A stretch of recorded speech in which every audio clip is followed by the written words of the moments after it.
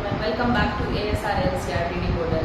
तो आज हम लोग शुरू करने जा रहे हैं सर्कुलेटरी सिस्टम। सर्कुलेटरी सिस्टम क्या है? The system which help in circulation. Circulation मतलब चीज़ों का घूमना। हमारे बॉडी में वो सिस्टम जो हेल्प कर रहा है हमारे खून को घूमने में, उसको हम क्या बोलेंगे? सर्कुलेटरी सिस्टम बोलेंगे। हमारे खून का घूमना जरूरी क्यों है? क्यों जरूरी है भाई?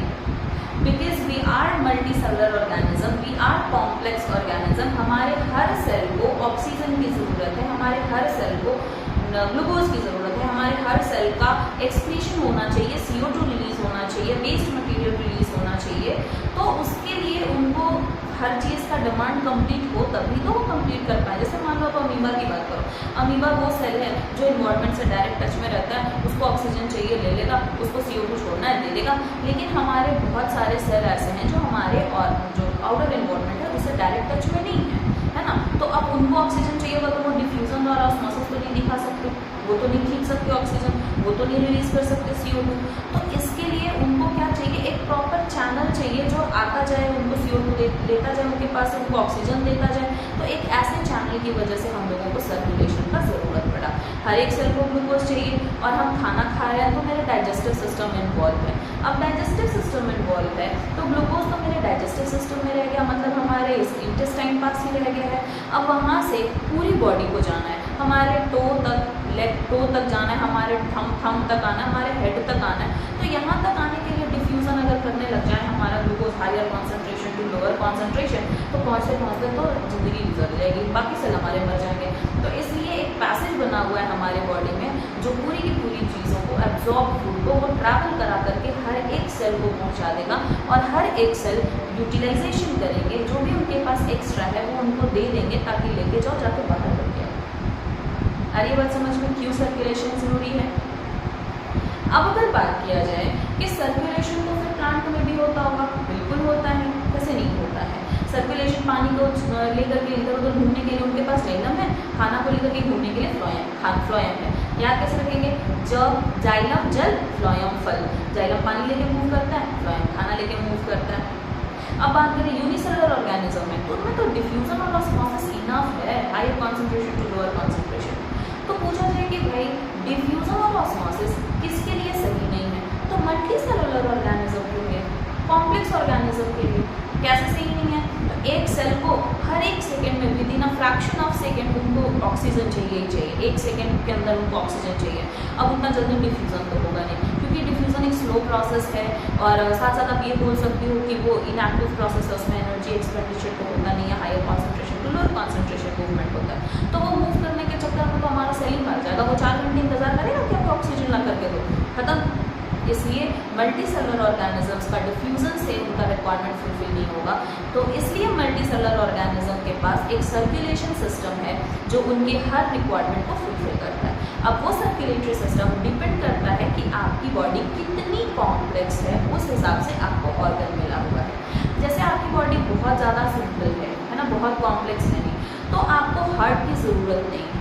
आपके बॉडी में नॉर्मली आप ऑक्सीजन खींचते हो और एक पाइपलाइन के थ्रू ऑक्सीजन पूरी बॉडी में चला जाता है, टिश्यू बात होता है और वापस से CO2 आ जाता है, आपको हार्ट नहीं चाहिए।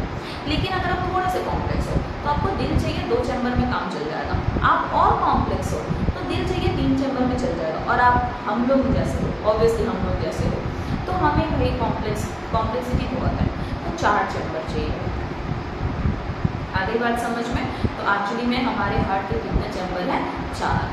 3 किसके हैं? मेढक के। 2 किसके हैं? मछली के। दिल किसके पास नहीं है? कॉकरोच के पास। ठीक है, तो हाँ ऑब्वियसली कॉकरोच के पास। और भी बहुत सारे ऑर्गेनिज्म हैं जिनके पास दिल नहीं है। तो don't take it in other way, दिल मतलब कि your heart for your love, नहीं, your heart for circulation, because we are discussing about circulatory system. Okay, so आइए, तो हम लोग देख रहे हैं कि हमारा जो सर्कुलेटरी सिस्टम है उसमें सबसे इम्पॉर्टेंट रोल किसका है? तो सबसे फर्स्ट इम्पॉर्टेंट रोल किसका है? हमारे हार्ट का, दिल। नेक्स्ट रोल किसका है? तो नेक्स्ट रोल है हमारे ब्लड वेसल्स का, ब्लड वेसल्स का। अब इसमें इनडायरेक्टली रोल कौन प्ले करेंगे? तो इनडायरेक्टली रोल प्ले करेंगे हमारे लंग्स, और एक और कौन प्ले करेगा? तो हमारे ब्लड सेल, या आप इसको बोल सकते हो ब्लड, ये इनडायरेक्ट प्राइमरी रोल प्ले कर रहा है। आगे बात समझ में, तो हमें ये 4 चीज़ पढ़ना है। तो पहले हम अगर बात करें ब्लड की, तो ब्लड इज अ टिश्यू। क्यों टिश्यू? तो भाई टिश्यू का डेफिनेशन ही होता है the group of cell is known as tissue.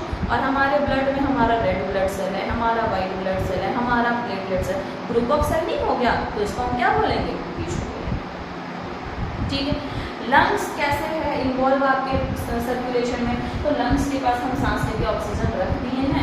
अब लंग्स को भी ऑक्सीजन देने का काम दिया है कि भाई ये ऑक्सीजन तुम्हारे पास हम पहुंचा दिए, अब ये तुम जाकर के बाकी जगह पहुंचाओ। जा तो सकता है नहीं, तो क्या करेगा? दिल का काम है कि दिल खून को भेज रहा है। दिल बस एक पंपिंग ऑर्गन है, नथिंग एल्स। वो बस खून को बॉडी से ला, बॉडी से आ रहा है उसके पास खून, वो फेंक रहा है भाई लंग्स को, देखो ऐसा करो कि तुम कार्बन डाइऑक्साइड इसमें से ले लो, ऑक्सीजन हमको दे दो। फिर जब ऑक्सीजन आएगा फिर पंप करेगा पूरी बॉडी में, और बॉडी को पूरे ऑर्गन को बोलेगा देखो ऐसा है कि ऑक्सीजन रख लो, CO2 दे दो। फिर CO2 आएगा दिल में, मतलब आपके दिल का काम बस पंप करना है, पंप करके लंग्स के पास भेजना, पंप करके ऑर्गन के पास भेजना।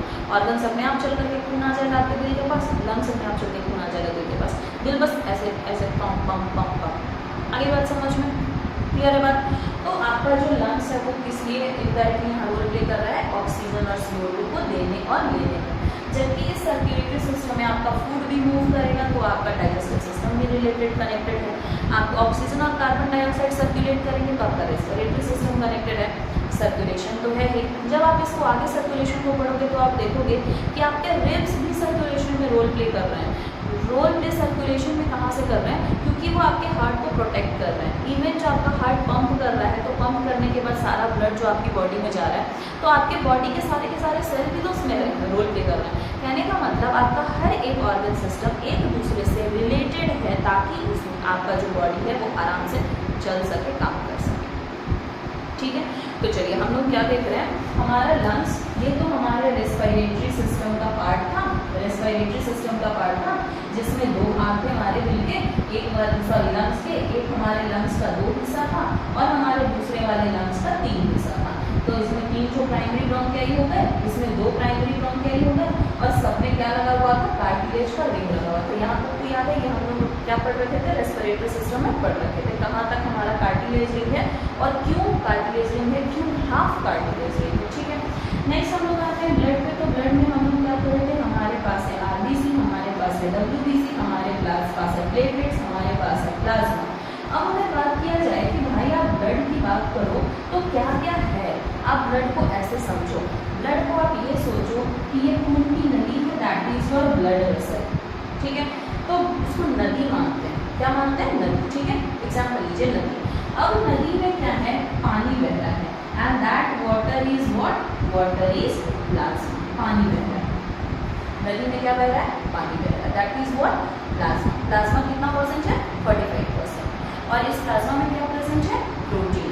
अब देखिए ऐसा है कि इसमें एक नाव चल रही है ना, जो लाल कलर की नाव है। ये जो लाल कलर वाली नाव है, ये कैसी दिखेगी? बाइकॉन्वेव दिखेगी। ये लाल कलर की नाव चल रही है, इसका नाम क्या है? RBC।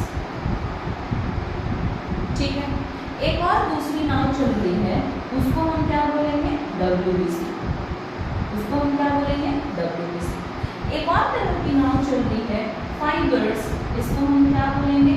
ये हो गया हमारा प्लेटलेट्स, ये हो गया WBC। आगे बात समझ में?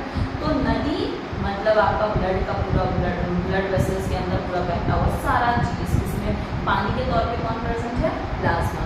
तो अगर बोले कि the blood is liquid due to plasma, ठीक है, एंड उसमें सेल्स जो है वो फ्लोट कर रहा है, सिंपली फ्लोट कर रहा है। तो सिंपली फ्लोट कर रहा है, तो ये सारे को हम किससे रिजम्बल करके देखेंगे?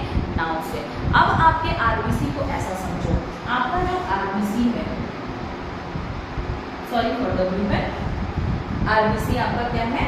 आपका ये है नाउ। आपके RBC के पास क्या प्रेजेंट है? हेमोग्लोबिन। मतलब एक इसके अंदर पैसेंजर है, पैसेंजर के पास बैग है, बैग में वो क्या भर के रख सकता है? ऑक्सीजन। कितना ऑक्सीजन? 4 ऑक्सीजन। अब जैसे जैसे क्या होगा, जगह पे ही जाएगा, सेल के पास पहुंचेगा, तो सेल के पास जाने के बाद ये क्या करेगा? ये अपने ऑक्सीजन को बैग से निकाल के दे देगा और बोलेगा भाई ऑक्सीजन तू रख ले, CO2 हमको वापस कर दो। फिर वो CO2 उठाएगा और CO2 को लेकर के फिर वापस लंग्स के पास जाएगा, ये लो तुम CO2 रख लो, हमको ऑक्सीजन दे दो। मतलब ये एक कैरियर है। क्लियर है बात। और हेमोग्लोबिन है इसलिए ऑक्सीजन उठाएगा, हेमोग्लोबिन नहीं होगा तो ऑक्सीजन नहीं उठाएगा। तो रियल बात है कि अगर आपके बॉडी में हेमोग्लोबिन कम हो रही है तो आपको ब्रीदिंग प्रॉब्लम होगी।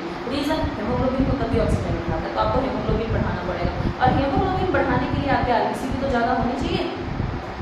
अरे बात समझ में क्यों एक दूसरे से कनेक्टेड है? Okay, so we discuss the lungs earlier in another video. पहले वीडियो में डिस्कस कर चुके हैं, तो ब्लड को हम लोग आगे फिर से पढ़ेंगे, ब्लड वेसल्स को भी पढ़ेंगे, लेकिन ये तो हमारा क्लियर हो गया। Next is a heart and next one is what? Your vessels. तो all the 3 vessel you have, that is artery, vein and capillaries. तो नेक्स्ट वीडियो में हम पढ़ते हैं इस चीज़ को। Thank you everyone.